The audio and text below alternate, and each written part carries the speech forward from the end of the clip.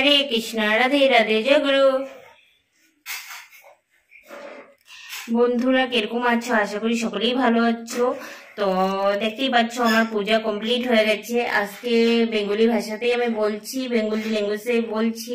আর তো আমি একটাই কথাই বলতে চাই, লাড্ডু গোপালের যে যে পুজো করো তো ভালোভাবে পুজো করবে, আর সত্যি স্নান সব দিন করাবে।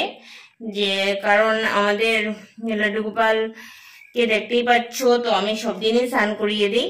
যে বেশি ঠান্ডা জলে না, হালকা হালকা ঠান্ডা জল, তো আমি স্নান করাবো। তো স্নান করানো হয়েই গেছে অলরেডি, আমার পূজা পাঠ সবকিছু কমপ্লিট হয়ে গেছে। দেখতেই পাচ্ছ শিবজিকেও দিয়ে দিয়েছি আমি, আর শিবকেও আমি দিয়ে দিয়েছি, শিব ঠাকুরকে। তো আর শ্রাবণ মাস একদম আমি পালন করি, কারণ শ্রাবণ মাসে প্রতিটা সোমবারই আমি শিব ঠাকুরকে জল ঢালি। আর শ্রাবণ মাসে আমি মাতৃসঙ্গও করছি, কারণ আমাদের মায়ের জন্ম মাস।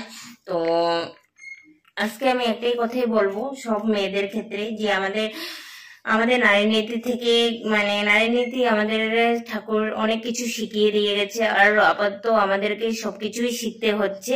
কারণ আমরা কিভাবে চলবো, কিভাবে না চলবো, সবকিছু মানে ডিটেল নারী নীতি থেকেই মানে সবকিছু বলে গেছে। তো আমি নারী নীতি শ্রী ঠাকুর অনুকূল চন্দ্রের নারী নীতি থেকে কিছু অংশ পাঠ করব। তো দেখি কি পাঠ করছি আমি। সেবা ও সেবা অপলাভ। সেবা মানে তাই যা মানুষকে সুস্থ, বস্ত, উন্নত, আনন্দ করে তোলে, আর তাই হয় না অথচ অসুস্থ আসছে সেই সেবা অপলাভকে আবহন করে। তো বাণী সংখ্যা 2। তো আজকে আমি একটাই কথা বলবো তোমাদেরকে, নারী নীতি থেকে যা যা সবই মানে পড়ে নেওয়া ভালো। যে কারণ আমি নারী নীতি থেকে আজকে 2 নম্বর পার্টে আমি পড়ছি, তো ওই হিসাবে আমি পড়ে নিয়েছি। সুস্থ মানে কিভাবে আমাদেরকে মানে সবাইকে সাহায্য করতে হয়, আর কিভাবে করতে হয়, সবকিছু ডিটেল নারী নীতি থেকে মানে পাওয়া যাচ্ছে। তো আমরা নারী নীতির মতন যদি আমরা মেনে চলি, তাহলে সব মায়েরই ভালো হয়ে যাব। তো ভালো তো অলরেডি সবই ভালো, জগতেই ভালো। তো নারী নীতি থেকে অনেক কিছু শিক্ষা দেওয়া হচ্ছে। তো দেখতেই পাচ্ছ আমি অনুকূল ঠাকুরকে, আমার একটা ছোট,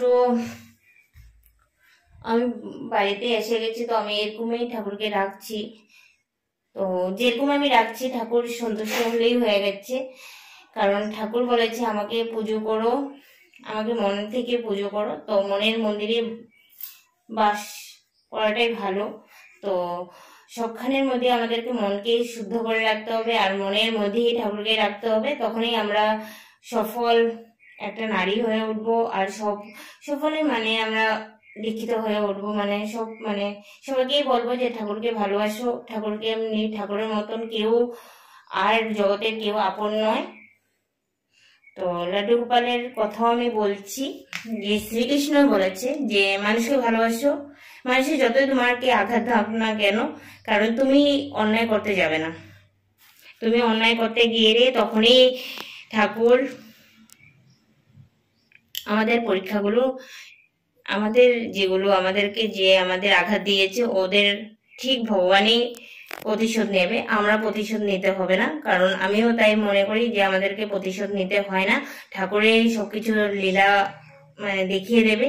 তো ঠাকুর যেন সকলের মঙ্গল করুক, জগতের কল্যাণ করুক, আমি এটাই চাই ভগবানের কাছে। আর আমার যে শত্রু আছে আমি ওর খারাপ চাই না, কারণ আমি যদি ওর খারাপ চাই, আমার ভগবানই খারাপ চাবে। তো আমি সবাই যেন জগতের মঙ্গল হোক। আমি ঠাকুরকে একটাই প্রণাম মন্ত্র বলি, যে জগতের কল্যাণ করো ঠাকুর, সবাইকে ভালো রাখো, সুস্থ সফলে রাখো, তুমিও ভালো থাকো, তুমিও সুখে শান্তিতে থাকো, সকলকেও সুখে রাখো। তাই না? এটাই বলতে হয়। কারণ ঠাকুরকে একটা জিনিসে আমরা চেতে গেলে অনেক কিছু চেয়ে বসি, তো ঠাকুরকে কিছুই চাবে না। কারণ যখন আমরা কিছু চাবো না, তখন আমাদেরকে সবকিছু অটোমেটিকই পাওয়া যাবে। আর তার জন্যই বলবো ঠাকুরকে সবাই ভালোবাসো। লাড্ডু গোপালকে তো আমি ভালোই বাসি, আর শ্রী ঠাকুর অনুকূল চন্দ্রকে আমি ভালোবাসি, কারণ আমার গুরুদেব উনি। তো দীক্ষা নিয়েছি, তো দীক্ষা যতটুকু পাচ্ছি ইষ্টপতি অবশ্যই করবেন গুরু ভাইরা।